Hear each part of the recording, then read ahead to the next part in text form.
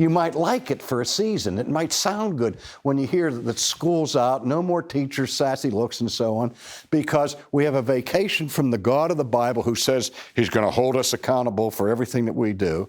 And when we find out that that God doesn't exist, we leap into the air and click our heels together and say, I'm free. And that sounds terrific until you turn it over and look at the price tag.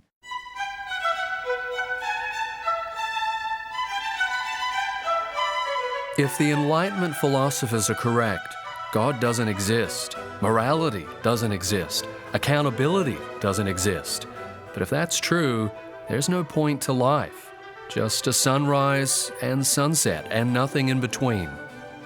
Thank you for joining us for this Saturday edition of Renewing Your Mind, as we spend several weeks in R.C. Sproul's extensive series, Defending Your Faith. If you'd like to be able to defend your faith against the claims that morality is merely a social construct, that there is no God, no moral lawgiver, request lifetime digital access to this 32-part series and its study guide when you give a donation of any amount at renewingyourmind.org or by using the link in the podcast show notes. When you do, we'll also send you 2 books, a field guide on false teaching and a field guide on gender and sexuality. But don't delay, as today's resource offer ends at midnight. So is life vanity of vanities? Here's R.C. Sproul to explain the meaning of life, that true significance can be found, and that it's found outside of us. As we continue now with our study of defending our faith, the science of apologetics, you will recall that in our last session, I looked briefly at the moral argument for the existence of God that was set forth by the philosopher Immanuel Kant. And I mentioned that he approached this question from a practical consideration, coming to the conclusion that we must live as if there were a God.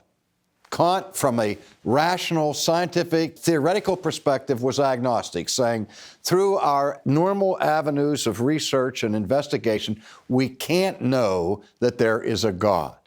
Yet, for practical purposes, we must assume that there is a God in order for life to be meaningful, for society to be possible, and we looked at how he constructed that practical argument from his awareness of this categorical imperative, this moral imperative that is shared by people around the world. Now, at the end of that lecture, I mentioned that not everybody in the philosophical realm agreed with Kant's conclusion that we must live as if there is a God.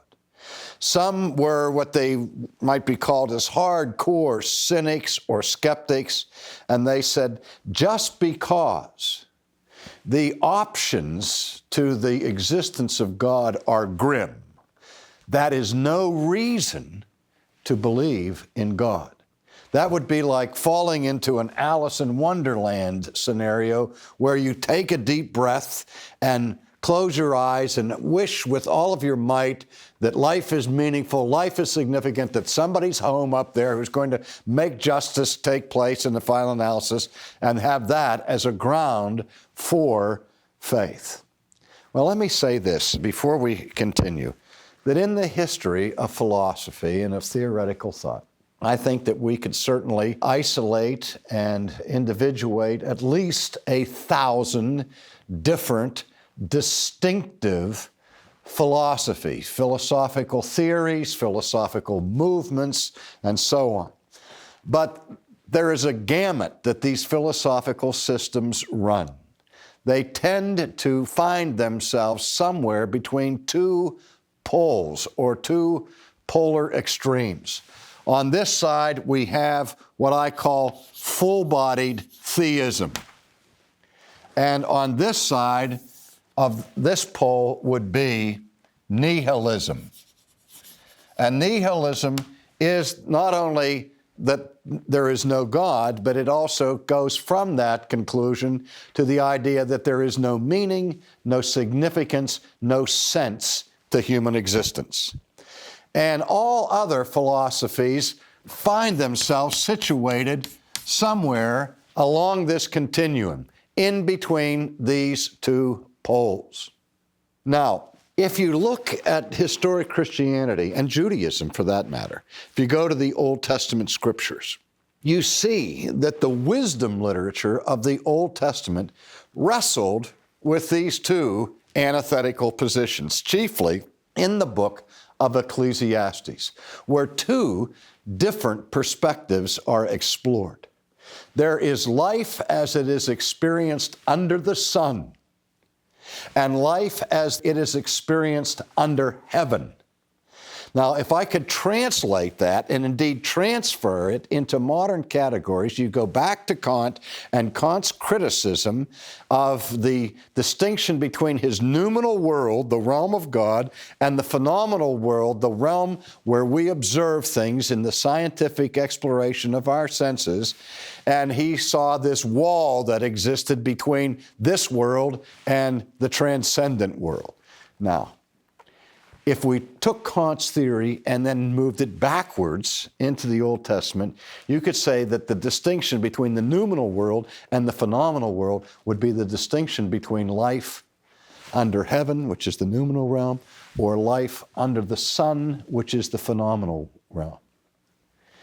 And what was the crux of the conflict that the Qoheleth is speaking to in the book of Ecclesiastes is this, that life under the sun ends in the final analysis if there is no God, if it is not under heaven, but if life is restricted strictly to this side, under the sun, to the phenomenal realm, then the conclusion that the philosopher of that day came to was found in the phrase, vanity of vanity, all is vanity. Now, the expression vanity of vanity is an expression of the superlative. Take it over into the New Testament. When Christ is exalted by the New Testament scriptures and he is seen as the King, he is called what? The King of Kings, the Lord of Lords. That's a Hebraic way to say the supreme King, the supreme Lord, because he's King of the King, Lord of the Lords. And that's the same thought that's in this idea of vanity. Vanity of vanities. It's an extreme position to conclude that everything is vanity.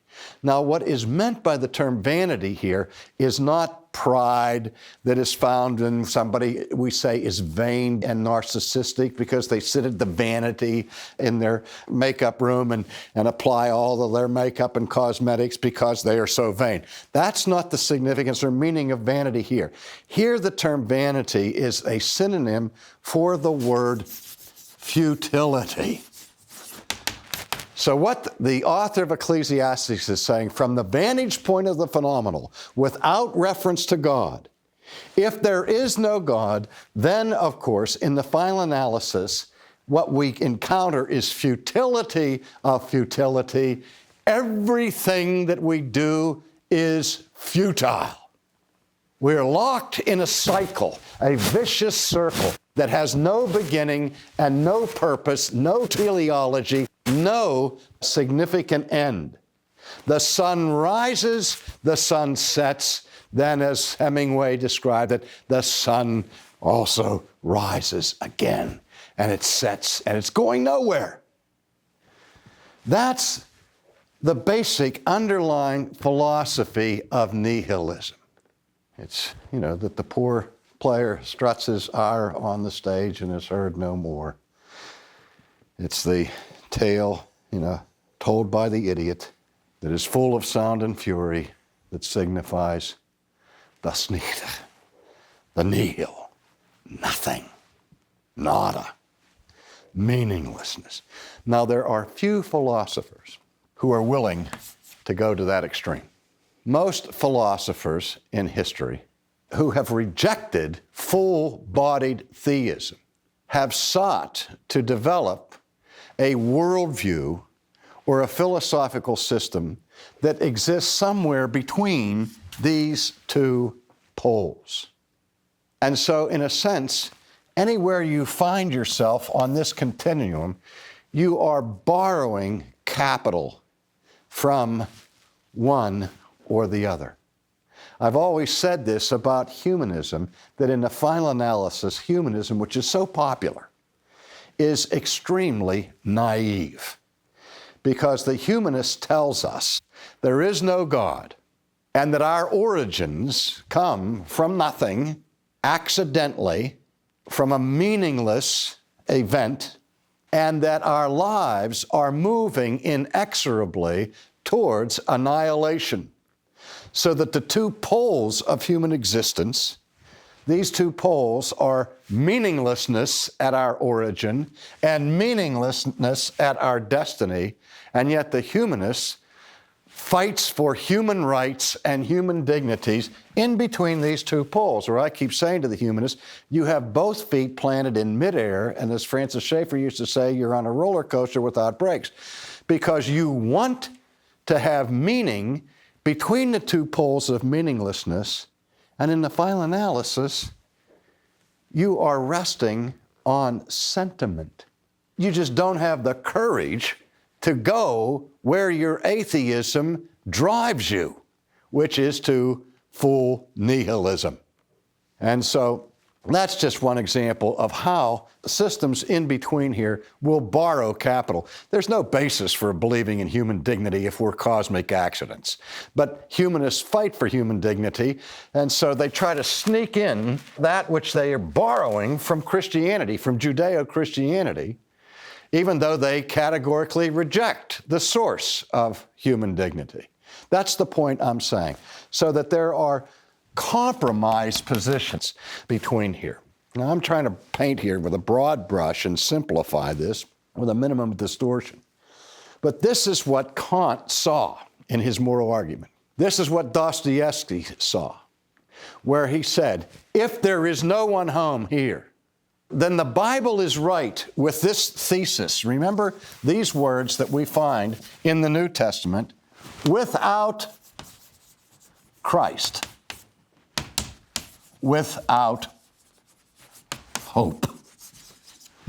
And when he wrote to the Corinthians, the Apostle Paul said, if Christ is not raised, and if all those who have died have perished, then we are of all people the most to be pitied. And if you don't like that we are believers, don't be mad at us, don't be hostile towards us.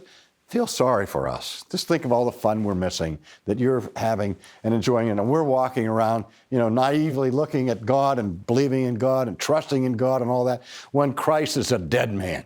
And if I'm devoting my life to a dead man, what a waste of my energy and of my life. And if you disagree with my convictions, don't be mad at me. Pity me is what Paul is saying, because we are pitiable. But the idea here is, really, if you have no basis for establishing confidence in the God of the universe, you have no foundation for hope whatsoever. That you must come to hopelessness. Well, Kant didn't want to go to hopelessness. Kant said the whole fiber of our humanity, every bone in our body screams to us from the time we're first awake in consciousness that our lives do count, that our lives have meaning, and that the labor that we are engaged in, the sweat, blood, and tears that pour out from our passion, that those passions have meaning. And if we thought that they didn't, we would want to end that labor and end our misery. Well, you see, that's where philosophy's gone. Albert Camus, 20th century existential philosopher, came to this conclusion, that the only serious question left for philosophers to explore is the question of suicide. And what Camus is saying simply is, if you awaken to the reality that there is no God, and that there are no absolutes, then you understand that there's no ultimate meaning. You might like it for a season. It might sound good when you hear that school's out, no more teachers, sassy looks, and so on, because we have a vacation from the God of the Bible who says He's going to hold us accountable for everything that we do. And when we find out that that God doesn't exist, we leap into the air and click our heels together and say, I'm free. Thank God I'm free. I can do whatever I want. I can do my own thing. And that sounds terrific until you turn it over and look at the price tag. And that's what Camus said. If, for example, if you are not accountable ultimately, it's simple to understand that ultimately you don't count. Life doesn't count. And if you really think about that consistently, then you understand why Camus says the only serious question left is suicide. That's why Jean-Paul Sartre, in a tiny little book called Nausea, he titled the book Nausea because that was his final comment about the human condition, and he defined man as a useless passion. That's a loaded concept for Sartre because Sartre noticed that we as human beings are not automatons. We're not robots. We're not bumps on a log. We are living, breathing, thinking, choosing, caring human beings. That human life is marked by care. Human life is marked by passion. Now, what if all your passion, everything that you care about, is worthless? What if everything that you care about, everything that you love, is meaningless? Then your passions are futile. This is what Sartre said. That's what you are, a useless passion. All your cares come to nothing. See, that's what Nietzsche was driving at when he explored his concept of nihilism, following Kant in the 19th century. In other words, what the atheistic existential philosophers, the nihilists, were saying was this: if we can't know that God exists, it's not enough to build our faith by crossing our fingers and hoping that somebody's home up there. If the evidence is to the contrary, if it's really true that life has emerged fortuitously out of the slime, then we have to have the moral courage, the intellectual courage to face the grim finality of the results and stare it in the face and say, okay, you're right. I came out of the slime. I'm going to the slime. I'm a grown-up germ sitting on one cog of one wheel of a vast cosmic machine that is running down and is destined to annihilation. That's where I am, and I'm going to face it. And I'm not going to run to religion as an escapist form. Realize the driving passion in contemporary culture is escapism.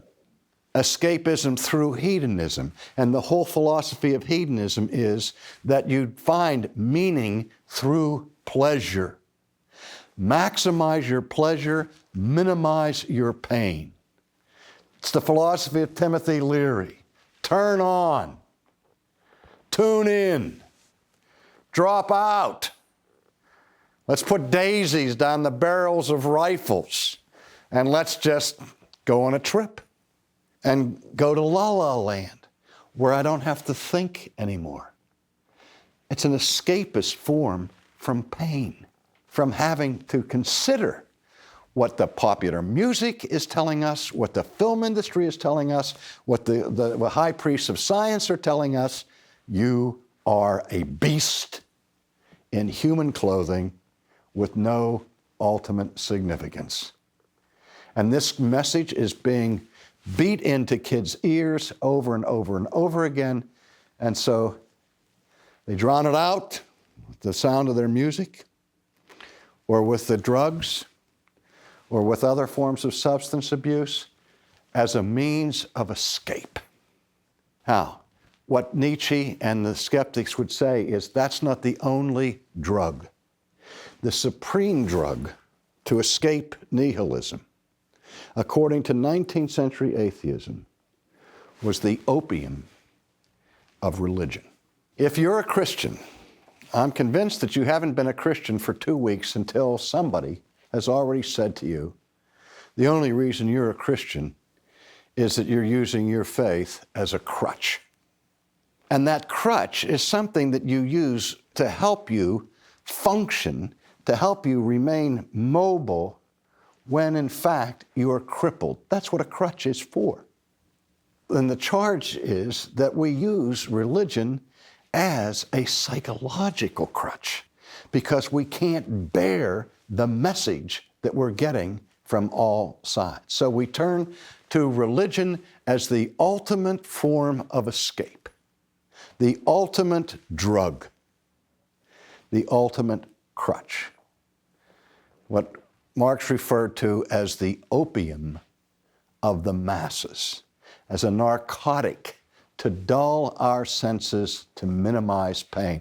In other words, that religious people are just one brand of hedonists who seek their pleasure in escaping from the real world of futile passions, futile labor of death. Now, again, in the 19th century, when we study the voices of the atheists of that period, they really weren't working that hard to disprove the existence of God. Rather, their opening assumption was there is no God. And the biggest problem that Marx and Feuerbach, Nietzsche, Sigmund Freud, and other titanic thinkers, skeptics of the 19th century, that the question they were trying to answer was this: since there is no God, why is it that human beings are incurably religious? Why is it that man could be defined not only as Homo sapiens, but we could more properly define mankind as Homo religiosus, man, the religious person? Because wherever we go, throughout the world, we find the vast majority of people engaged in some kind of religious activity. And from a Christian point, that religion may be complete idolatry, but nevertheless, it is still religion. And so the most common and frequent answer that came from people like Marx and Feuerbach and Freud and so on was that the phenomenon that answers the universality of religion is psychological fear. That is, that the main reason why people believe in God is because they're afraid of the consequences if there is no God. The main reason we create God in our own image, said Feuerbach, is because we understand that without God, we are doomed. We are in a hopeless situation. We are indeed a useless passion, and we can't bear the grimness of nihilism. So to escape nihilism, we leapfrog over all of these intermediate options and affirm the existence of God as our bromide, as our narcotic to dull our senses from the pain. So that the number one argument against theism in the 19th century was that theism is a result of the psychological need of naive people. Now, in our next session, I'm going to examine that from a Christian perspective and see whether the shoe may be on the other foot or the crutch may in fact be for the other leg.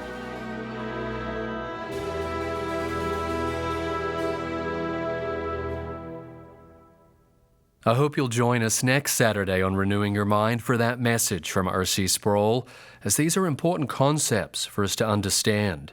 Here in the 21st century, we're still told that religion is a crutch. I once believed that. Another is called religion the opioid of the masses. These secular philosophers are not friendly to those of us who believe in the one true God. When the thinkers of this world attack Christianity, we need to be prepared. We need to be equipped with a sound defense of what we believe. That's why Dr. Sproul recorded this series, Defending Your Faith. It's a 32-message series, and we'll unlock lifetime digital access to the series and its study guide when you give a donation of any amount at renewingyourmind.org or by using the link in the podcast show notes. We'll also put 2 books in the mail for you, a field guide on false teaching and a field guide on gender and sexuality. Learn what Islam really teaches, or Buddhism, or Christian Science, and receive clear answers to the many confusing questions surrounding gender and sexuality. All this is our way of thanking you for supporting Renewing Your Mind at renewingyourmind.org. An entirely digital version of this resource package is also available for those who prefer it or who live outside of the U.S. or Canada. Simply give your gift at renewingyourmind.org/global. Respond today as these offers end at midnight tonight. Living in Florida, we have some spectacular sunsets. I'm sure wherever you live, there are some standout features of creation. At the very least, the night sky. And you have to wonder, with the majesty of creation, how could anyone not believe in God? That's what R.C. Sproul will tackle next Saturday with a message titled The Psychology of Atheism. Be sure to join us then, here on Renewing Your Mind.